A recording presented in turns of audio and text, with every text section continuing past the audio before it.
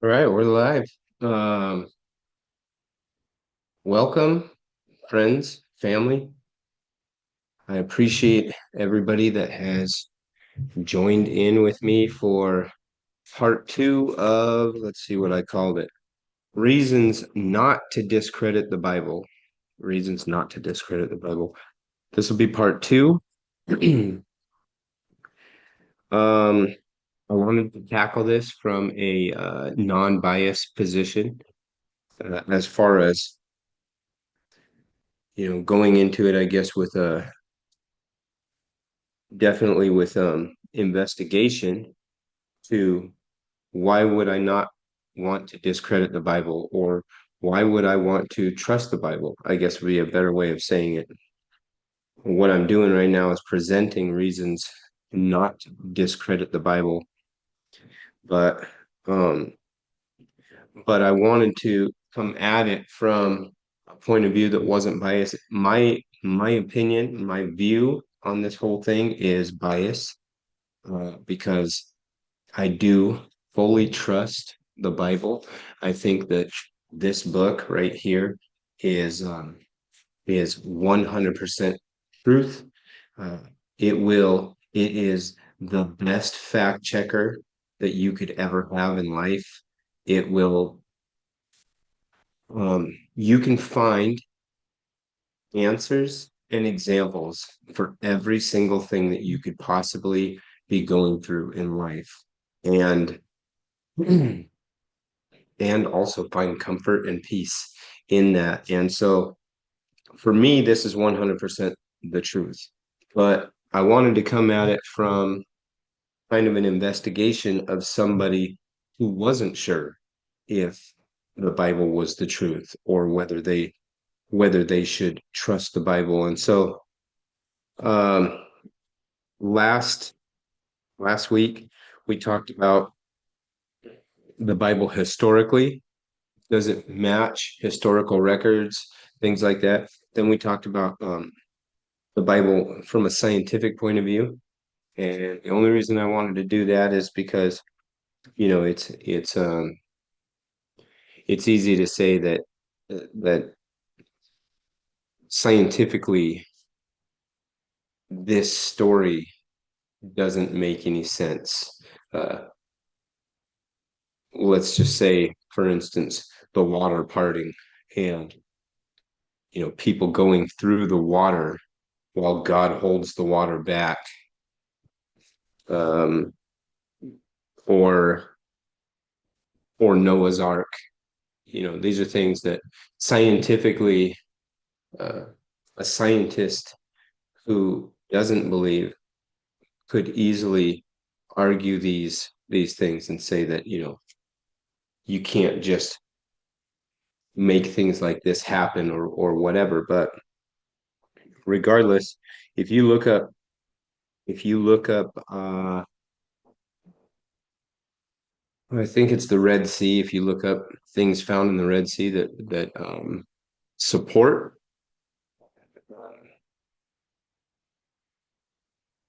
the whole splitting of the sea, you will actually find some evidence that supports that.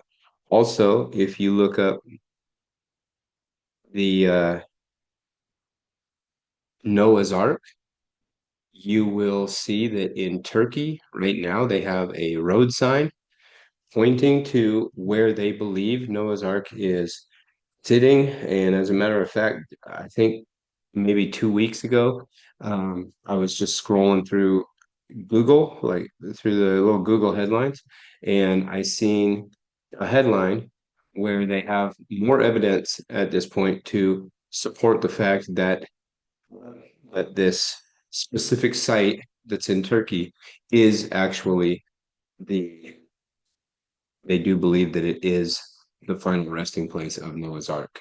So, you know, even though these things scientifically, a lot of scientists might say, oh, that's ridiculous. But as time goes on, as we get better tools, a lot of times we find out that these stories that seem so ridiculous actually have proof behind them.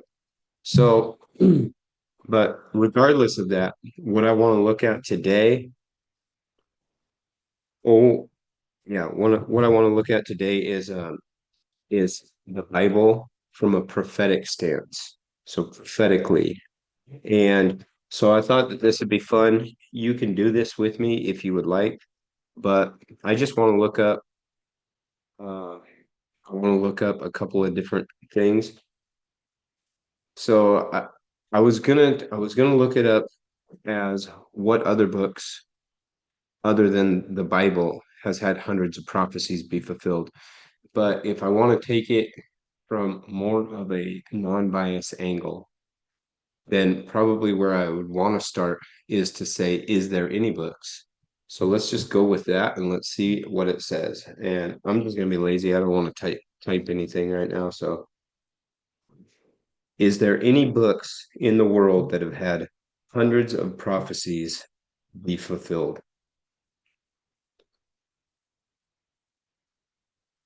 Okay, so um you probably can't see it, but if you can, I'll just read it to you. I just wanted to show you so that obviously you're not like, oh, this guy's just reading off of a piece of paper. So this is what it comes up with. Yes, the Bible, a collection of books, is often cited as having numerous prophecies that have been fulfilled, with some claiming thousands. Here is a more detailed look. The Bible's prophecies. The Bible, particularly the Old Testament, contains what some believe to be detailed prophecies about future events, places, and even individuals, many of which are said to have been fulfilled. Excuse me. Examples of fulfilled prophecies. Some prominent examples include prophecies related to the Messiah, Jesus, in the Old Testament, which are said to be fulfilled in the New Testament. Number of prophecies. Some sources claim that the Bible contains thousands of prophecies, with a majority of them already fulfilled. Um, it says other texts. While the Bible is the most frequently cited example, some other ancient texts, like the Nadi Sastras, I'm probably pronouncing these wrong, and the Bhavizya Purana, are also said to contain predictions about the future, although their interpretations are often debated. Okay, so it goes on with a couple other things, but basically it just all pretty much gravitates towards the Bible being the only book that is been studied to have hundreds of prophecies come true. Now, I'm just using hundreds because I want to be on the low side because I just want to show you this. So, okay, so let's go out of that one. And now that we have, it has named the Bible as the book that has had hundreds of prophecies be fulfilled. So let's go here. What other books have had hundreds of prophecies be fulfilled besides the Bible?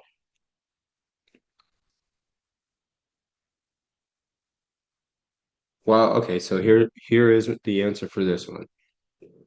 While the Bible is often cited for its numerous prophecies, no other book is widely recognized for having hundreds of fulfilled prophecies on the same scale. Some individuals may point to Nostradamus or other figures, but their claims are often debated and lack the same level of historical and scholarly support as biblical prophecy. I do just want to mention this. If you do any investigation into Nostradamus, he was a devout Catholic, fully looking forward to God. So even with that, uh, even if the writings of Nostradamus did end up being uh, prophetically accurate, he still pointed directly to God. And to God, and when I say God, I mean Yahweh, a God um, of Israel. So, still, that would he would just be another prophet of God. Okay, here's a more detailed explanation. The Bible prophecies. The Bible, particularly the prophetic books, contain numerous passages that are interpreted as foretelling future events, and many Christians and other believers see these as having come to pass. Nostradamus and others. While Nostradamus is a well-known figure associated with prophecy, his writings are often open to interpretation, and the extent to which his predictions have been fulfilled is a subject of debate. Lack of comparable evidence. Unlike the Bible, which has long history of interpretation and scholarly study, the claims of other prophetic figures often lack the same level of evidence and widespread acceptance. One thing I want to point out here is that when it says scholarly study, this is not just study from theologians or Christians that are trying to prove it right. This is also studies from scholars who are not believers, who are sometimes trying to prove it wrong, but usually just trying to see, from a non-biased opinion, is this accurate or not? And oftentimes, uh, they all come up with the same answer, which is yes, those were accurate prophecies that were fulfilled. Okay, so I could go on. It's got focus on specific prophecies and other religions. I guess I'll read the other religions because obviously that's what I put in here was what other books other than the Bible. So while other religions have their own traditions of prophecy, none have the same level of widespread recognition and historical support for the fulfillment of prophecies as the Bible. Okay, so now let's go a little bit further. Um, so I already pulled something up on my computer, and I'll share that with you. Yeah, I'll just do that instead of getting on my phone where you can't see it. Um, I'll do this. But I'll also say this. I encourage you, do your own research. Why wouldn't you? Grab your phone or your computer or whatever and do your own research. See if what I just put into my um, my search engine, if you put it into yours, if you come up with the same answer. I'm sure you're going to, but anyhow, all right, we're gonna go here.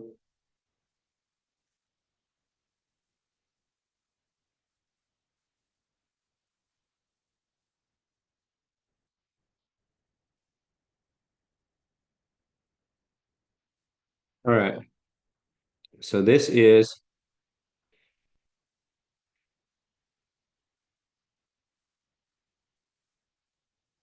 basically what this is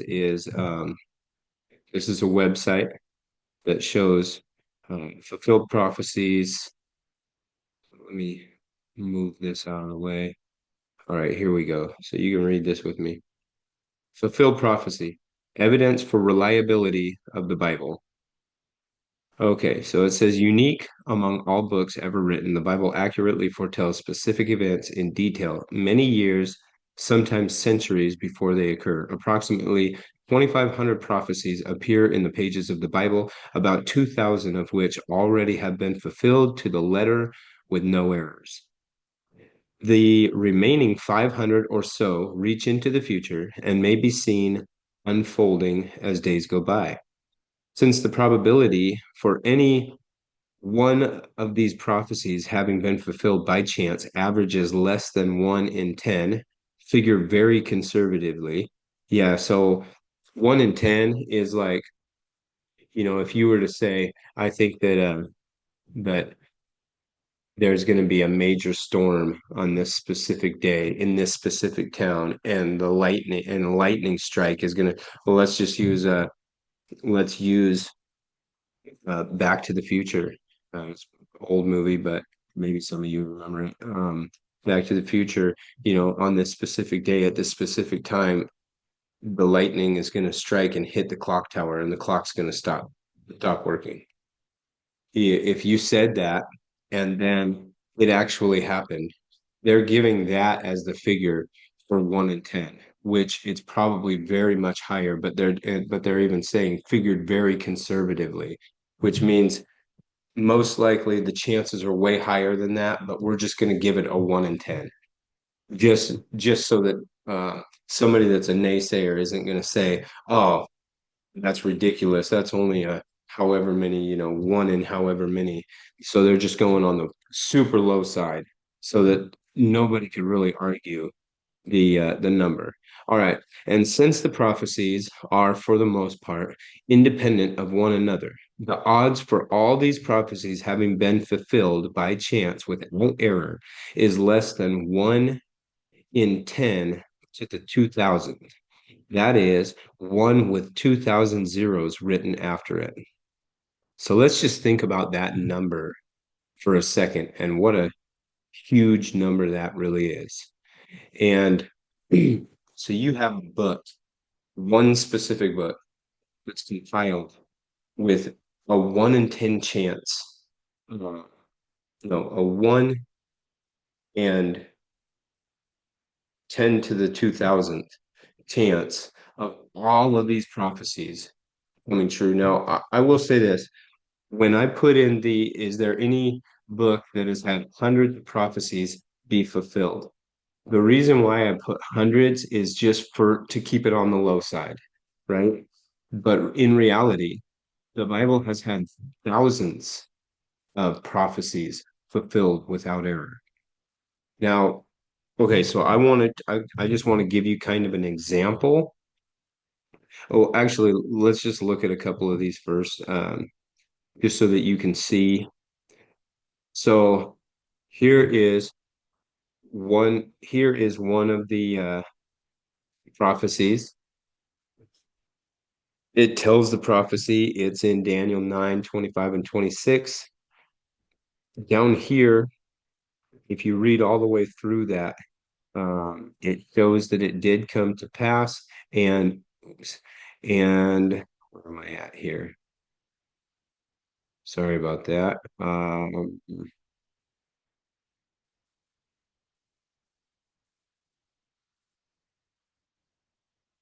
And the probability of chance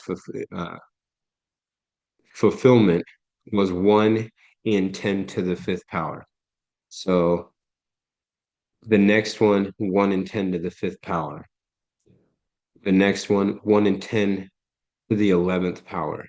So the reason why I'm saying this is because, it said that the probability would be 1 in 10, figured very conservatively. You can see how conservative they were being with their number. And so Uh, again, I encourage you to do research on this. Do your own research. For me, I've done my research. My research didn't come in the way of um, searching through these prophecies.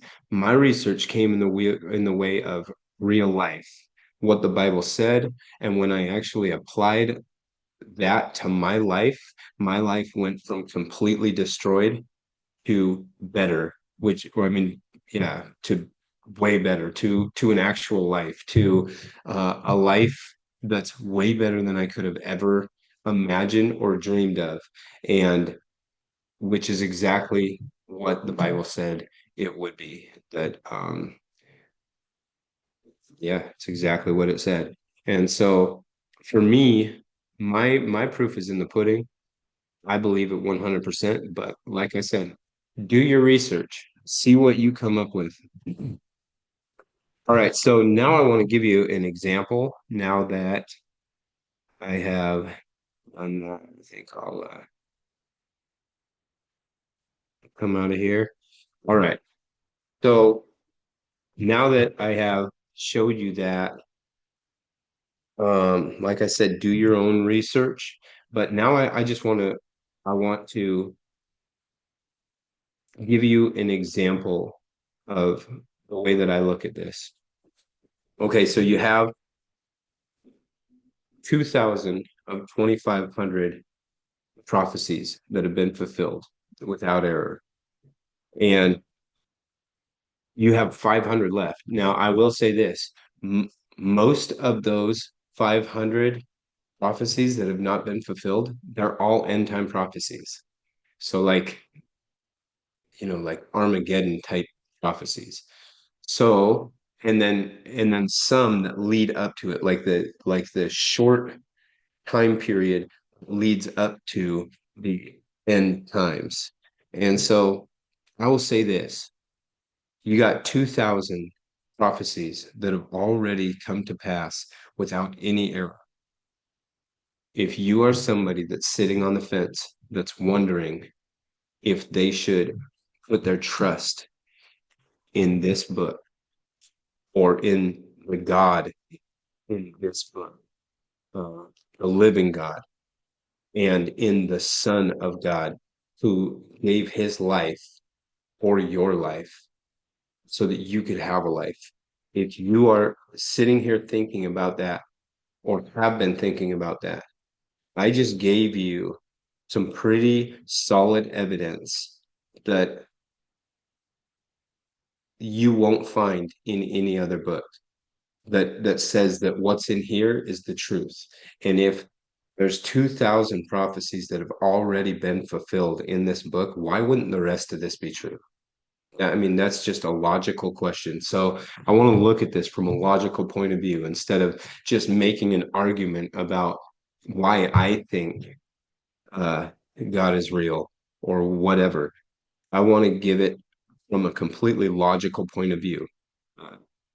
To anybody, even the biggest doubter, when you start putting those numbers in front of you, how could you doubt that? But just to give you more of an example, oh yeah, one more thing that I want to say on the 500. We don't know when that's going to take place, but it could be at any moment in time. Wouldn't you want to be ahead of that? Wouldn't you want to uh, put your life in the trust of a God that has already told the entire future and that in the end of this wins? That's the thing. We already know who wins. Okay, so that being said, let's go back to the example. All right, so let's say that there was a guy who said, "Hey, you like stocks?" You say, "Yeah, I like stocks." He says, "All right, well, I'm going to tell you, there's a stock coming up, and this stock is going to take off, and right now is the time to invest." And then you invest in that stock, and that stock takes off. And then he tells you about another one, and that one takes off, and he tells you about another one, and that one takes off. By the fifth one, you're like, I'm putting my trust in this dude. This dude knows stocks. He knows what he's talking about. I can make a bunch of money, or I can make, I can live a good life. That would be a better example. I can live a good life if I just put my trust in him and follow him in the whole stock game. And so you continue to do that. Uh, buy 10 stocks, and let's just say that a bunch of people follow after this dude. By 10 stocks, this guy is becoming really well known. By 50 stock, this dude is he is the stock guru. He's the one that everybody talks about. Everybody's following him. After 50 stocks, 50 stock tips that are just that nail it. All right, now let's go a little further with this. Let's say that he says, uh, all right, now there's going to be a guy who's going to be, he doesn't have the company yet. He's only 8 years old right now, and he's just studying things. But in the future, 20 years from now, this dude is going to start a company that's going to take off. And if you put your money into that company, Um, the stock is going to go all the way up. It's going to go up to 45 bucks a share from pennies. It's going to go up to 45 bucks a share. Then it's going to stop. It's going to drop back down to 22, and then it's going to take off to 250. And on this date is when it's going to drop. On this date's when it's going to start to take off again. You trust him in that. And then all of a sudden, everything that he says, right down to the dates, uh, happen exactly the way that he said. You would never mistrust this guy again. So my point is this, is that in the same way that if a stock guy had done that with 50 stocks, you would never mistrust that guy again. And especially if he was able to tell you about something that was coming in the future that wasn't even here. And when you see it happen, there would never be another question in your mind about whether or not to trust this guy with any stock advice or with putting your money into this place. In the same way, think about the fact that we're not talking 50, we're not talking 100, we're not talking 500, we're not talking 1,000, we're talking 2,000 things have been spoken about the future, and all of them without error have come to pass. How would you ever question whether or not to put your money on that? If that makes any sense, why would you question it? Why would you even question that? That's my opinion. And so even somebody that was, you know, because there's a lot of people that say, well, the reason that I don't believe in God is because it's illogical. There's no logic in it. Well, I'm giving you some numbers right now, and I'm giving you some proof right now that's got lots of logic in it. All you have to do is just think about the facts of having something that was spoken about 400 years before it happens, and it happens exactly to the T. There's there's no room for error there. And so if that's the case, then logically, if you look at that, any logical person would say, I mean, obviously, there's some truth to this. Okay, so now I'll say this. Even though there was lots of prophets back in the day, uh, there are still prophets that are speaking things, telling about future events, and then it happens later on down the road. These things come to pass. Uh, Two of them that I will give you the name of, and you can look these two up. The first one is William Branham. So these are just two that have lived in the last 200 years. Um, and so with William Branham, I just want to give you one of the things that he talked about. So one of the things that he called before it happened was Nazi Germany, Hitler, and so he called that before it even happened. But here's one that is modern day that if you think about it, if he was around before 1943, then obviously when I tell you this next one, uh, it's hard to it's hard to not see this and think God must have had something to do with this. So, all right. So William Branham, he was a man of God. He did massive amounts of healing and whatnot. Um, and he said that he seen a car, and the car was driving on its own. It had a glass top. There was kids playing games in the back of it. And as it was driving, but it was driving on its own. Now, if you look at these robo taxis that just came out and take a look at the way that the car is made and what people are able to do while they're in it, you will notice the similarities between what he said and what is happening at this moment in time. And so that's just one to think about. Also, Tim Clement or Kim Clement, if you go ahead and look him up, another man of God, he uh, he maybe 10 or 11 years ago predicted the assassination attempt on Trump before it even happened, and uh, and gave it in pretty good detail. And you can look that up, and you will notice that it has come to pass. And obviously, not everything that Kim Clement has said has come to pass yet. It doesn't mean it won't. It just means that it hasn't yet. William Branham, not everything that he said has come to pass yet. It doesn't mean it won't, but it just hasn't all yet. And if you listen to the one from William Branham, there's a little bit of a shock that comes after the the self-driving car one. So it's pretty rough, but it is what it is. All right.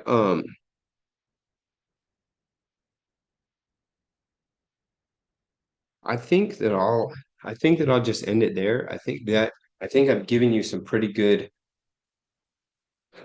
proof to chew on for a little while, uh, for why you might want to consider the Bible reliable, trustworthy, and all in all the truth. I I know I do. I know I did before I seen any of this stuff, before I did any investigation into any of this. I already seen the Bible as being 100% the truth, and I will continue to consider it the truth. There's a lot of people that are trying to discredit the Bible at this moment, and I'll probably get into that in one of my different recordings, but not during the reasons why not, or yeah, reasons not to discredit the Bible. It'll probably be sometime after that I'll talk about why it is that people want to discredit God, discredit the Bible, discredit anything that has to do with Christianity. But for now, I've given you something to chew on, something new to chew on, and I got one more. I'll have a part three on this. So I appreciate you joining me for this, however long that it's been that I've been sitting here basically um, running down a rabbit hole. But I think that it was good. I think that we covered some good bases on this one. And I got something even better for the next one. So I appreciate you staying with me. Have a good night. Bye.